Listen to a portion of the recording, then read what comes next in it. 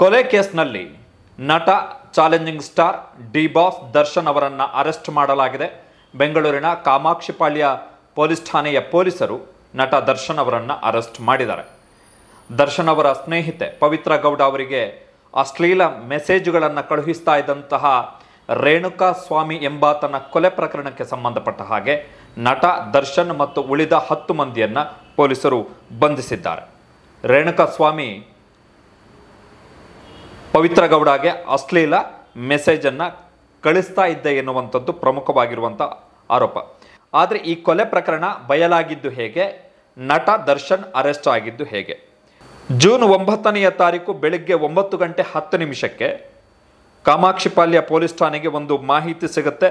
ಆ ಮಾಹಿತಿಯನ್ನು ಕೊಟ್ಟಂಥವರು ಸುಮ್ಮನಹಳ್ಳಿಯ ಸತ್ವ ಅನುಗ್ರಹ ಅಪಾರ್ಟ್ಮೆಂಟ್ನಲ್ಲಿ ಸೆಕ್ಯೂರಿಟಿ ಗಾರ್ಡ್ ಆಗಿ ಕೆಲಸ ಮಾಡ್ತಾ ಇದ್ದಂತಹ ಕೇವಲ್ರಾವ್ ದೋರ್ಜಿ ಅಂತೇಳಿ ಇವರು ಮಾಹಿತಿಯನ್ನು ಕೊಟ್ಟಿದ್ದು. ಏನು ಮಾಹಿತಿಯನ್ನು ಕೊಟ್ಟರು ನೋಡಿ, ಅವರು FIRನಲ್ಲಿ ಮಾಹಿತಿ ಇದೆ. ಬೆಳಿಗ್ಗೆ ಅಂದರೆ 9ನೇ ತಾರೀಕು ಜೂನ್ 9ನೇ ತಾರೀಕು ಶ್ರೀ ಕೇವಲ್ರಾವ್ ದೋರ್ಜಿ ಅವರು ನೀಡಿದ ದೂರಿನ ಸಾರಾಂಶ ಎಂದರೆ, ನಾನು ಅಂದರೆ ಆ ಸೆಕ್ಯೂರಿಟಿ ಗಾರ್ಡ್ ಸುಮ್ಮನಹಳ್ಳಿಯ ಸತ್ವ ಅನುಗ್ರಹ ಅಪಾರ್ಟ್ಮೆಂಟ್ನಲ್ಲಿ ಸೆಕ್ಯೂರಿಟಿ ಆಫೀಸರ್ ಆಗಿ ಕೆಲಸ ಮಾಡಿಕೊಂಡು ದಿನಾಂಕ 9/6 ಬೆಳಗ್ಗೆ 8 ಗಂಟೆಗೆ ನಾನು ಅಪಾರ್ಟ್ಮೆಂಟ್ನಲ್ಲಿ ಕರ್ತವ್ಯಕ್ಕೆ ವರದಿ ಮಾಡಿಕೊಂಡಿದ್ದು, ನಾನು ಅಪಾರ್ಟ್ಮೆಂಟ್ ಮುಂಭಾಗದ ಮೋರಿ ಪಕ್ಕದ ಟಾರ್ ರಸ್ತೆಯಲ್ಲಿ ಗಸ್ತು ಮಾಡಿಕೊಂಡು ಬರುವಾಗ ಪೇಟೆ ಚೆನ್ನಪ್ಪ ರಸ್ತೆಯ ಕ್ರಾಸಿಗೆ ಹೋಗುವಾಗ ಸ್ವಲ್ಪ ಪಕ್ಕದಲ್ಲಿ ಸುಮಾರು 30ರಿಂದ 35 ವರ್ಷದ ಅಪರಿಚಿತ ವ್ಯಕ್ತಿಯ ಮೃತದೇಹ ರಸ್ತೆಯ ಪಕ್ಕದಲ್ಲಿ ಬಿದ್ದಿರುವುದು ಕಂಡು ಬಂದಿರುತ್ತದೆ. ನಂತರ ನಾನು ಈ ವಿಷಯವನ್ನು ಕಾಮಾಕ್ಷಿಪಾಳ್ಯ ಪೊಲೀಸ್ ಠಾಣೆಗೆ ತಿಳಿಸಿರುತ್ತೇನೆ. ನಂತರ ಸ್ಥಳಕ್ಕೆ ಪೊಲೀಸರು ಬಂದಿದ್ದು ಪರಿಶೀಲನೆ ನಡೆಸಿರುತ್ತಾರೆ. ಮೃತದೇಹದ ಮೇಲೆ ಹಲ್ಲೆ ಮಾಡಿರುವ ಗುರುತುಗಳು ಕಂಡು ಬಂದಿದ್ದು, ಮುಖ ತಲೆ ಮತ್ತು ಕಿವಿಗೆ ರಕ್ತ ಗಾಯಗಳಾಗಿರುವುದು ಕಂಡು ಬಂದಿರುತ್ತದೆ. ಆದ್ದರಿಂದ ಯಾರೋ ಈತನನ್ನು ಕೊಲೆ ಮಾಡಿ ಇಲ್ಲಿಗೆ ತಂದು ಬಿಸಾಕಿರಬಹುದೆಂದು ಅನುಮಾನವಿದ್ದು ಮೃತದೇಹವನ್ನು ಮರಣೋತ್ತರ ಪರೀಕ್ಷೆಗೆ ಒಳಪಡಿಸಿ ಕೊಲೆ ಮಾಡಿರುವ ಅಸಾಮಿಗಳನ್ನು ಪತ್ತೆ ಮಾಡಿ ಸೂಕ್ತ ಕಾನೂನು ಕ್ರಮ ಜರುಗಿಸಬೇಕೆಂದು ಕೊಟ್ಟ ದೂರು, ವರದಿ ಇತ್ಯಾದಿ ಅಂತೇಳಿ ಈ ಮಾಹಿತಿ ಇರುವಂಥದ್ದು. ಸೊ ಸತ್ವ ಅನುಗ್ರಹ ಅಪಾರ್ಟ್ಮೆಂಟ್ನ ಸೆಕ್ಯೂರಿಟಿ ಆಫೀಸರ್ ಕೊಟ್ಟಂತಹ ದೂರಿನ ಮೇರೆಗೆ ಈ ಪ್ರಕರಣ ಬಯಲಾಗಿರುವಂಥದ್ದು.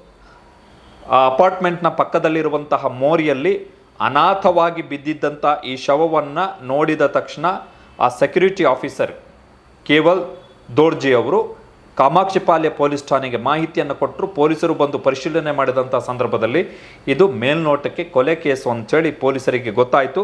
FIR ದಾಖಲಾಗಿದೆ. ಅನ್ನೋನ್ ಪರ್ಸನ್ಗಳ ಮೇಲೆ FIR ದಾಖಲಾಗಿದ್ದು ಆರಂಭದಲ್ಲಿ ಜೂನ್ 9ನೇ ತಾರೀಕು ಅನ್ನೋನ್ ಪರ್ಸನ್ಗಳ ಮೇಲೆ IPC ಸೆಕ್ಷನ್ 302 ಅಂದರೆ ಕೊಲೆ, ಅದರಲ್ಲಿ ಜೀವಾವಧಿ ಶಿಕ್ಷೆಯಿಂದ ಮರಣದಂಡನೆಯವರೆಗೆ ಶಿಕ್ಷೆಯನ್ನು ಕೊಡಬಹುದಾದಂತಹ ಕಲಂ, ಜೊತೆಗೆ 201 ಸಾಕ್ಷ್ಯ ನಾಶಕ್ಕೆ ಸಂಬಂಧಪಟ್ಟಂತಹ IPC ಸೆಕ್ಷನ್, ಈ 2 ಸೆಕ್ಷನ್ಗಳ ಅಡಿಯಲ್ಲಿ ಅನ್ನೋನ್ ವ್ಯಕ್ತಿಗಳ ವಿರುದ್ಧ FIR ದಾಖಲಾಯಿತು.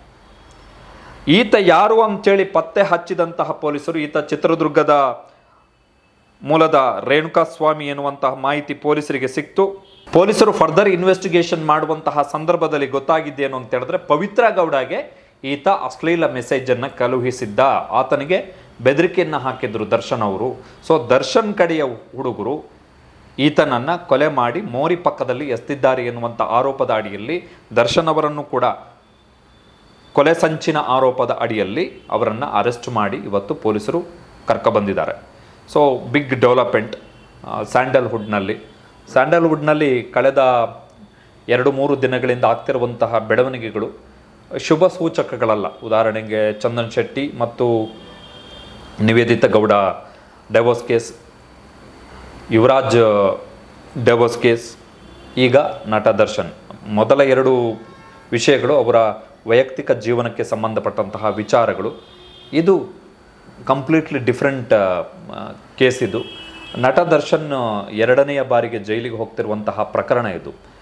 ಹಿಂದೆ ಅವರ ಪತ್ನಿ ವಿಜಯಲಕ್ಷ್ಮಿ ಅವರ ಮೇಲೆ ಹಲ್ಲೆಯನ್ನು ಮಾಡಿದರು ಎನ್ನುವಂಥ ಆರೋಪದ ಅಡಿಯಲ್ಲಿ ಅವರನ್ನು ಅರೆಸ್ಟ್ ಮಾಡಲಾಗಿತ್ತು. ಹಲವು ದಿನ ಪರಪ್ಪನ ಅಗ್ರಹಾರ ಜೈಲಿನಲ್ಲೂ ಕೂಡ ನಟ ದರ್ಶನ್ ಅವರಿದ್ದರು. ಅದಾದ ಬಳಿಕ ಹಲವು ವಿವಾದಗಳು, ಉದಾಹರಣೆಗೆ ನಿರ್ಮಾಪಕ ಉಮಾಪತಿ ಗೌಡ ಅವರ ಜೊತೆಗೆ ಸಂಘರ್ಷ, ಇಲ್ಲಿ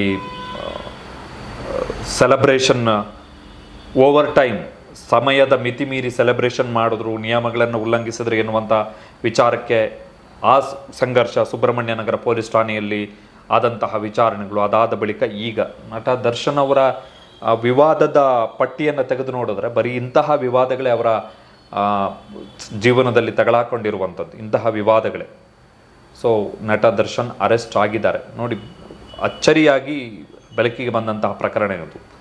ಯಾಕಂತ ಹೇಳಿದ್ರೆ ಪ್ರಾರಂಭಿಕ FIRನಲ್ಲಿ ಅನ್ನೋನ್ ವ್ಯಕ್ತಿಗಳ ವಿರುದ್ಧ FIR ದಾಖಲಾಗಿದ್ದು. ಇನ್ ಕೇಸ್ ಆ ಸೆಕ್ಯೂರಿಟಿ ಗಾರ್ಡ್ ಆ ಅಪರಿಚಿತ ಶವದ ಬಗ್ಗೆ ಪೊಲೀಸರಿಗೆ ಮಾಹಿತಿಯನ್ನು ಕೊಡದೆ ಹೋಗಿದ್ದಿದ್ದರೆ ಈ ಪ್ರಕರಣ ಗೊತ್ತೇ ಆಗ್ತಾ ಇರಲಿಲ್ಲ. ರೇಣುಕಾಸ್ವಾಮಿ ಮರ್ಡರ್ ಕೇಸು ನಟ ದರ್ಶನ್ ಅವರು ಕೂಡ ತಗಲಾಕೋತಾ ಇರಲಿಲ್ಲ. ಬಟ್ ಸೆಕ್ಯೂರಿಟಿ ಗಾರ್ಡ್ ಅವರಿಗೆ, ಆಫೀಸರ್ಗೆ ಆ ಮೃತದೇಹ ನೋಡಿದ ತಕ್ಷಣ ಅವರು ಮುನ್ನೆಚ್ಚರಿಕೆಯ ದೃಷ್ಟಿಯಲ್ಲಿ ಪೊಲೀಸರಿಗೆ ಮಾಹಿತಿ ಕೊಟ್ಟರು. ಪೊಲೀಸರು ಮತ್ತೆ ನೋಡಿ, ಕೇವಲ 2 ದಿನದ ಒಳಗಡೆ ಡಿಗ್ ಮಾಡಿದ್ದಾರೆ ಪೊಲೀಸರು ಇಡೀ ಕೇಸನ್ನು.